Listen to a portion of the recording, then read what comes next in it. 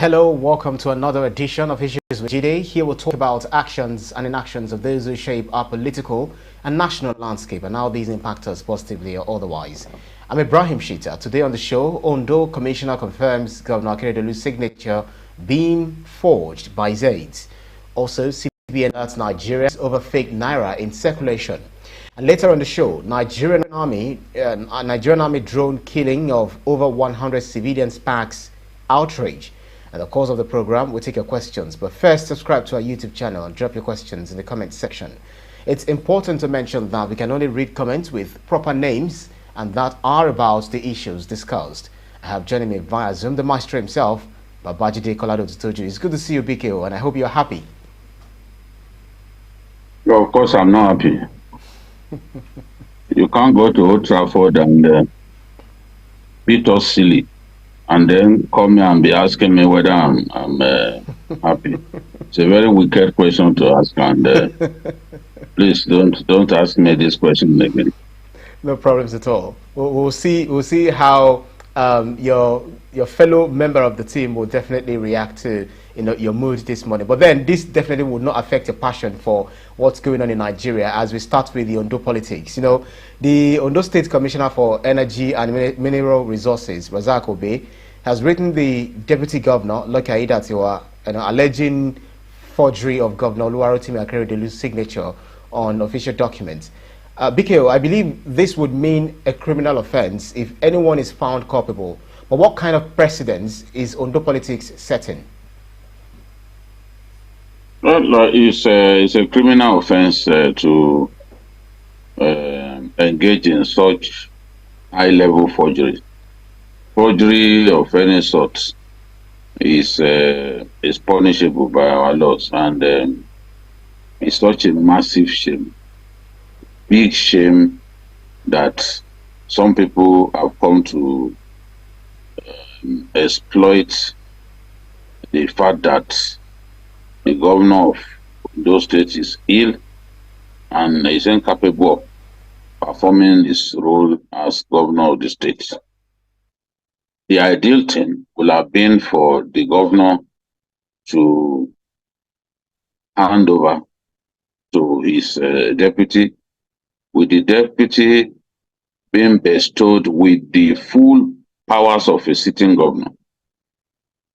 But that has been frustrated because among us, people who believe that they have to be the ones to form the next government, those who believe that it is either they or nothing, deliberately drew a wedge between the governor and his deputy, accusing the deputy governor of not being loyal, of plotting to see the end of his boss, and all that. And they came up with some very laughable, ridiculous accusations that an apparently compromised House of Assembly was bandying about.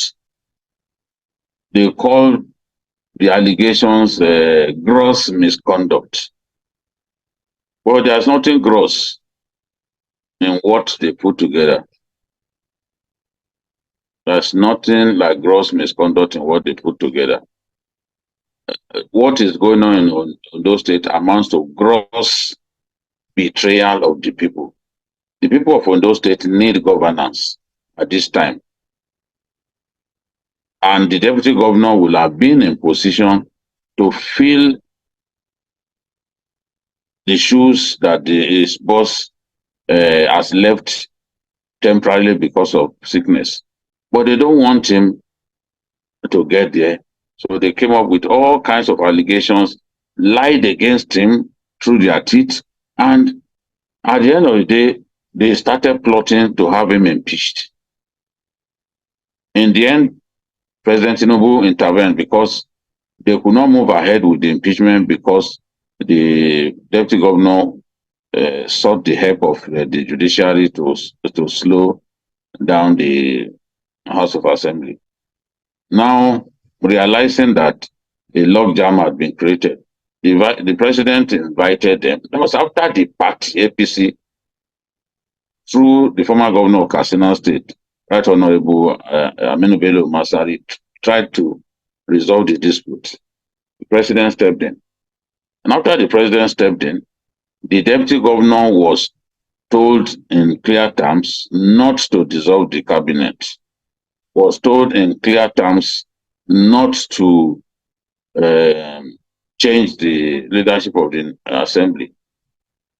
The deputy governor was made to sign an undated resignation letter just to give these people the confidence to leave the deputy governor alone and allow him to do his work. But even at that, nothing has really happened by way of empowering the deputy governor to step into the role of his boss. Now we know why. They want to continue to run the state in the absence of the governor.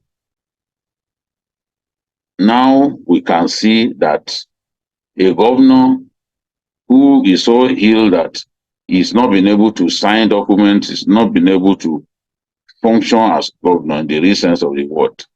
Documents purportedly signed by him are all over the place. Approvals purportedly made by him are being taken before the House of Assembly for ratification and all that. But we've seen now that those documents were forged. Kayode Ajolosan came out to say, look, officials of those states government were forging documents, were forging signatures of the governor, were forging his handwriting. Of course, they came out to deny that no, it was the governor that was signing documents all by himself. But the Commissioner for Energy and Mineral Resources has confirmed that one memo that came from the office of the SSG, the Secretary of Government of the State, was clearly had the signature of the governor forged as well as his handwriting. He said that he had to enlist the services of forensic experts who have now confirmed that those signatures did not belong to the governor. And there are others too, that NGOs in the state, one particular NGO led by Kolawole Johnson, the broadcast journalist, has also exposed some documents purportedly emanating from the governor that were clearly forged. And those documents have been submitted to the EFCC. So the EFCC needs to move in at this time and make some arrests. And it's been suggested to the EFCC that the SSG, Oladunni Odu, the DG Performance and Project Implementation Monitoring Unit, Babajide Akeredolu, the son of the governor, the Chief Protocol to the governor, Bola Alabi, and the Commissioner for Finance in the state, Wale Akiteruwa, the Speaker of the Assembly, Olamide Oladiji, should all be arrested so that they can explain their parts in the forging of Governor Akeredolu's signature and his handwriting that have passed through some documents purported to have emanated from the governor. So it is clear that these people simply want to continue to run the state in the absence of a sick governor, while claiming that the governor was the one doing those things. It is unfortunate that people can go to this extent. This is extremely criminal, and I hope that something drastic will be done about this. Since the 5th of May, the governor has been ill, and is said to have appeared in public just twice between the 5th of May and this time. He's been really ill. But some people have been forging his signatures and Banji, let giving me take one or two themselves comments, approval BKO. and claiming that those approvals were made by a governor Right, who BKO, are you clearly there? is too ill to function as governor. The ideal thing, let the deputy governor function fully as a governor, but they don't want BKO, that are to you there? happen. They don't want that to happen because they believe that if he was BKO, given can the you hear powers me? of a governor, he will be interested in contesting the election, and Can you hear me, as BKO? an acting governor, it will be too powerful for them to stop from succeeding BKO, can you hear me? Governor Akeredolu. Whereas they are interested to, especially the Commissioner for Finance, they are interested in becoming governor as well. So for them, any attempt to empower Aiyedatiwa will give him an edge over them in the desire to succeed Governor Akeredolu. And this is why they are doing all they are doing and going to this ridiculous and highly criminal extent of forging the governor's handwriting, forging his signature to get approval for some expenditure.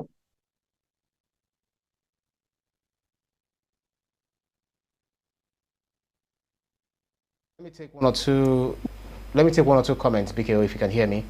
Um, Banji Okesoto says, I think it's high time to allow the constitution to take its course in Ondo State before things get out of order in the state.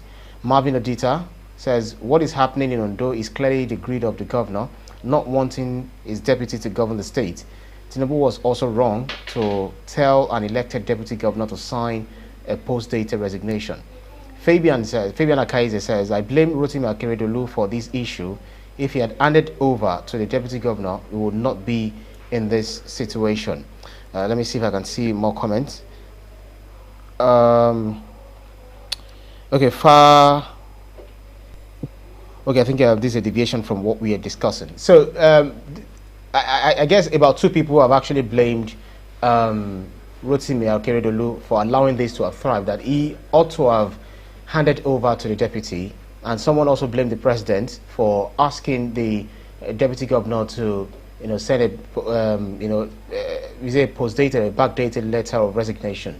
What's your reaction to this, quickly? When the president was doing all that to reassure the other stakeholders who felt threatened by the deputy governor, the deputy governor will not do anything to kick them out of their jobs, not move against them. So he took all of those steps, believing that as soon as they got to Ondo, they would allow him to function as an acting governor. But in spite of the concessions that the deputy governor made before the president, very little has changed. All these people are concerned about is perpetuating themselves in power. They even went to the extent of appointing people in caretaker capacity for the local governments, the state. Clearly, they do not have the power to do this. And you can't tell me that it was the governor who at this point is very ill, that took the decision to appoint caretaker local government chairman. Some people are desperately trying to run the state in the absence of the governor, and it is clear that they are propelled by greed and all that. So I think the EFCC has to wade in at this stage.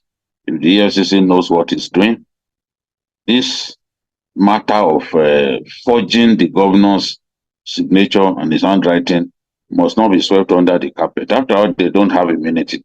So I expect the EFCC to move in and make arrests at this time before these people completely bleed the state dry.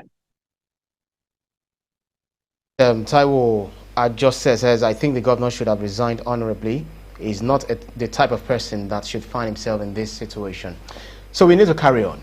The Central Bank of Nigeria has alerted Nigerians to be cautious of counterfeit Naira notes in circulation. But come to think of it, the level of desperation of some Nigerians to perpetrate crimes under any guise can only be imagined, PKO.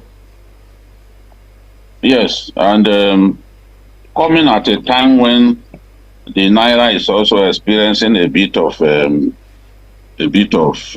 scarcity again. This is particularly worrisome. In the last few weeks, people have gone to their banks only to be told that they cannot withdraw more than 10,000 naira. I said it at the time that Emefiele's thoroughly hopeless policy of redesigning or calling it redesigning, whereas it was actually repainting of the Naira, would cause Nigerians to lose so much confidence in the banking system. Many people make withdrawals, but choose not to lodge their money in the banks.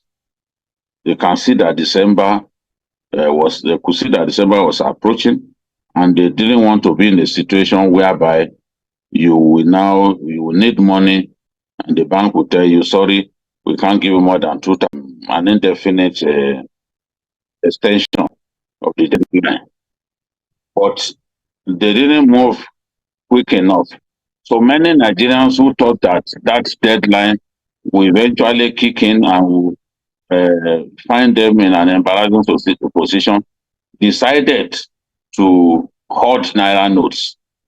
Many people are hiding Naira notes under their beds. They would rather do that than take the money to the bank and risk not being able to collect their money. So at this time, the Naira in different parts of Nigeria is scarce again. Some ATM galleries, you go to them, you cannot make withdrawals. You can't go to the bank in some places and withdraw more than 10,000. So the Naira has been relatively scarce at this time. It is this same time that some unscrupulous elements have chosen to now counterfeit our currency. And when they counterfeit the currency, they make sure that they are used for transactions in the villages, in some markets, even in urban centers, so that they can easily get away with it. And now the CBN is warning Nigerians to be very careful because the Naira, fake Naira notes are in circulation. And they're saying, look, if you can avoid doing business in cash, avoid doing business in cash and use the various online payment, electronic payment platforms. At least that cannot be counterfeited. So this is where we are. The worst that can happen to our people is to be duped by people going around with fake Naira notes. But our people need to be extra vigilant, and the banks must continually do their best to identify these fake Naira notes rather than distribute it by paying it out across the counter to our people. And Nigerians are also being appealed to report anybody found to be counterfeiting our currency.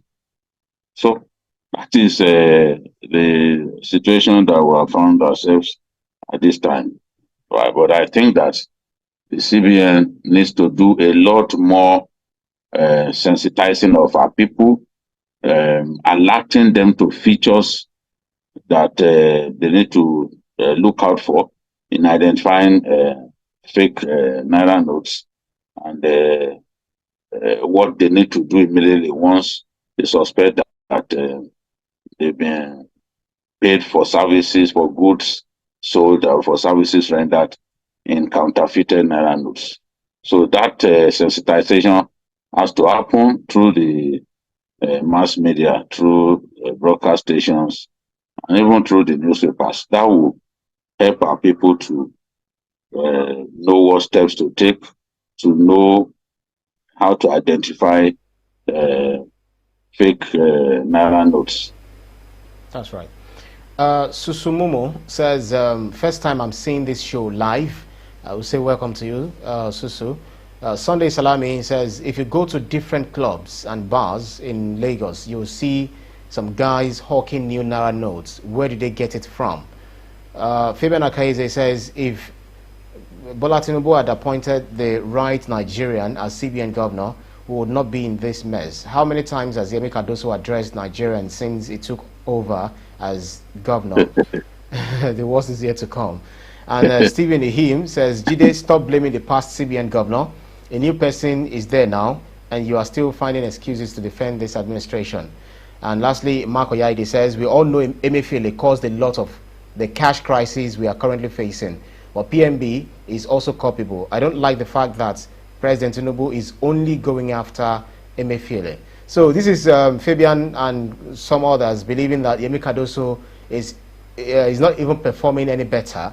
But he had hardly assumed as CBN governor. I feel it might be too early to appraise what he has done so far. What would you say in reaction to some of these comments?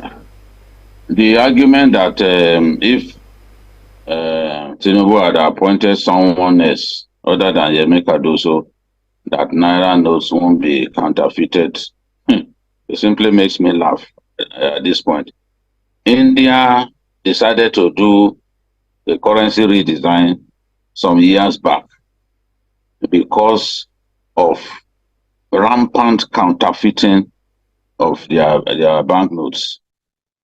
Rampant counterfeiting of their currency pushed India to embark on a redesign of their national currency. That's some years back, you know. So no matter how brilliant the governor of your regulatory bank, the governor of your central bank is, it won't stop those who want to counterfeit your currency. It won't stop. There's nowhere in the world where counterfeiting has been defeated. People will try. And that's why a lot of security features are put on currencies so to make it difficult for counterfeiters. But you can't defeat counterfeiters simply by making a shrewd appointment as head of the Apex Bank. That's not, and I think that Yemi Cardoso has not stayed long enough for us to assess him. We cannot assess a man in just under 4 months. People need time to understand the problems facing a state or an organization before finding the best solution to problems there. It's too early to say Tinubu has failed. It's too early to say Cardoso has failed. I was in Lagos when Tinubu was governor. The first few months of his reign as governor, refuse littered the whole of Lagos. And I remember as editor of the tabloid PM News that this Ozekome, the big lawyer, described Tinubu as an absentee governor. There was a refuse almost the height of a story building in front of my former office back then, and the stench was unbearable. But the moment he found a solution to it by creating the private sector participation in refuse disposal, Lagos became clean. Those refuse dumps that used to be as high as a story building on Lagos Island and other places became a thing of the past. What we then began to have were just litters, you know. So he may still come good, he may still succeed, you know, in solving the problem. I don't think that 6 months is enough time to determine whether a government perform or not. These are early days.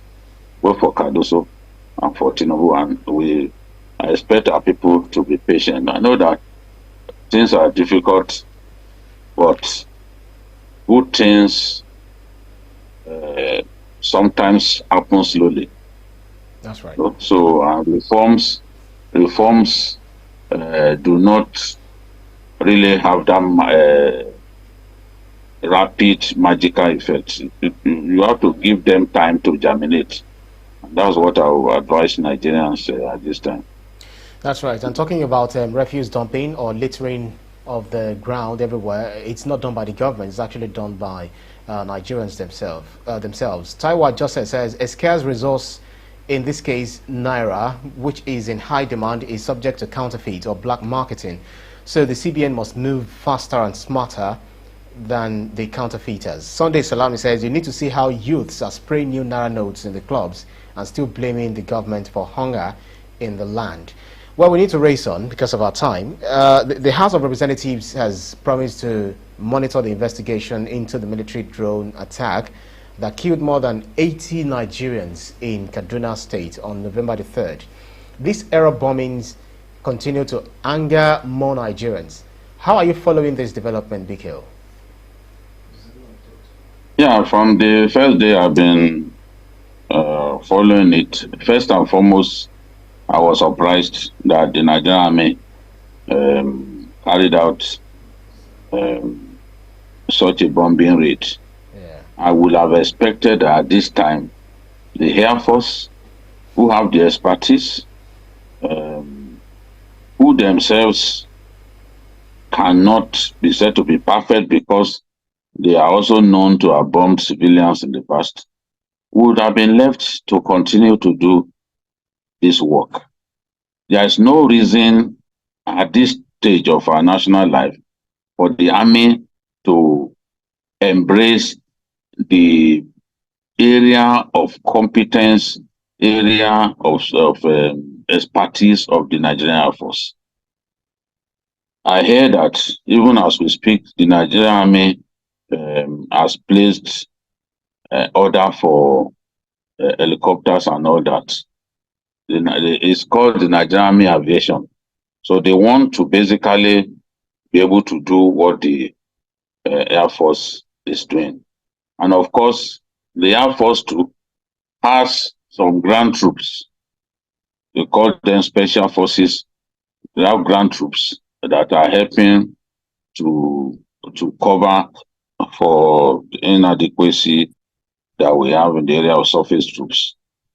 But in my view, the armed forces should focus on their areas of strength. The army should have nothing to do with flying drones or flying helicopters or even fighter jets. They should have no reason to go into that at this time. In future, they may be able to do it when they've acquired some level of capability and competence.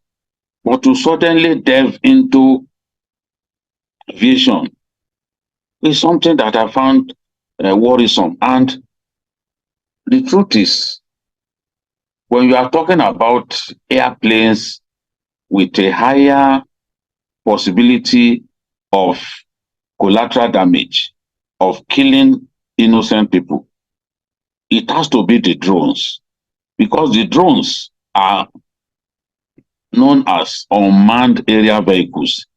They are not manned by anyone. A pilot may get to a target zone and refuse to drop his munition. He may just refuse to drop the bomb because he had a last-minute rethink. Maybe he looked down and he could see that the people that he had logged onto with the intention of dropping a bomb on them do not look exactly like bandits or terrorists. He may change his mind at the last minute. But you send the drone there. The drone cannot interface with people. He can't talk with maybe people on ground via walkie-talkie or anything. He once you send it on that errand, is going there to deposit, to drop his bomb. So drones are fairly complicated and should be handled with care. Now, the Nigerian army had not been used to flying area platforms and all that. So I believe that their level of competence in this area was suspect. And what we've seen now is the needless killing of about 100 of our people. And this had been happening for some time. It happened in Zamfara. It happened in Ran, in Kalabalge local government area of Borno State, just along the border with Cameroon. It shouldn't be happening with the regularity that is happening. And that is why we need to thoroughly investigate this, and the people involved should be sanctioned. If you kill that number of people, there should be consequences. Because these are not goats, they are human beings. There should be consequences. Maybe that will help us to ensure that there is greater vigilance next time. But if our armed forces keep killing innocent civilians in the name of pursuing bandits, and they don't get punished in any way, we talk about investigating, and no investigation in the real sense happens. When investigation happens, the findings are never made public, nobody is punished, then I can assure you that it will happen again. Between 2015 and today, it is said that we have lost more than 500 of our innocent people to bombings. Between 2015 and today, dropping bombs on the wrong people. No wonder Delegiwa said in 1986 that unfortunately in all wars, those who die are those who do not deserve to die. The people of this Kaduna village, Sudumbiri, did not deserve to die. They were celebrating Maulud. And we just need to do a thorough investigation of this because I do not see why we should have allowed this to happen. Was it because the bombing of herdsmen in Nasarawa went unpunished? Was it because the killing of innocent market men and women in Zamfara some months back went unpunished? Is it because the dropping of a bomb on internally displaced persons in Ran, Kalabalge local government of Borno State, went unpunished, that this has happened? You want to punish iniquity. So no two ways about it. And we have to compensate the families of the dead. Those who are dead are gone already, but they have families. And their families have dreams. Some of them have children who have to go through school, but there's no breadwinner of their family anymore. So that's why I agree with the Sultan that yes, there has to be justice for the people that have been killed. The Chief of Army Staff said this will not happen again. The only guarantee that we have that it will not happen again is if they stop, at least from the Nigerian Army end, is if they stop this idea of trying to fly warplanes as if they belong to the Air Force. No. They've got to stop it. This Army Chief has to stop it. Let them focus on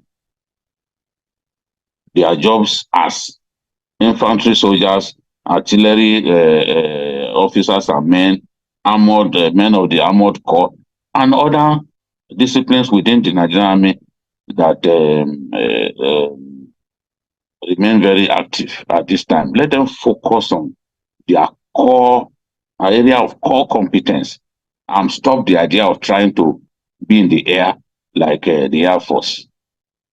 And unfortunately, when this thing happened, many people actually thought it was the Air Force that dropped the bomb. The Air Force had to come out to say, look, we had not flown any airplane in the last 24 hours in the whole of Kaduna State. It was after that that the army now had to come out to take responsibility. The army, under the leadership of General Outrage, Abiodun Lagbaja, must not be flying drones at this time, must not be flying airplanes. That's right. I do not think that they have the competence at this time to do that. In future, yes, maybe after some years of careful planning, careful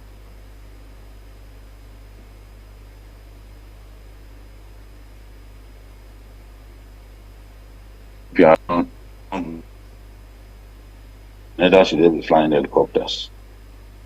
That's right.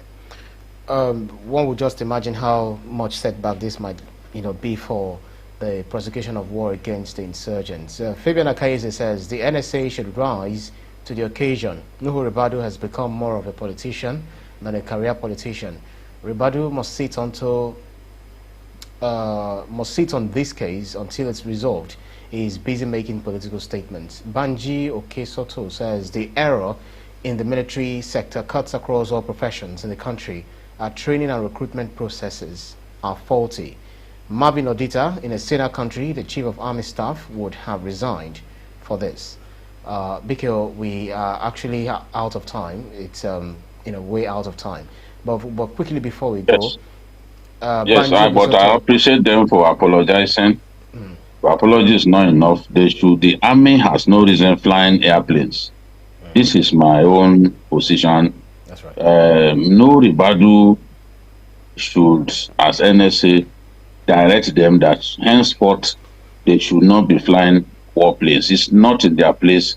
They do not have the right level of training and they do not have the competence to fly airplanes. I'm not saying that if the Air Force do not make this kind of mistake, they do. Right. But you can see that this is the worst that has happened in our history, the worst collateral damage that I've seen, and it is from the army, not the Air Force.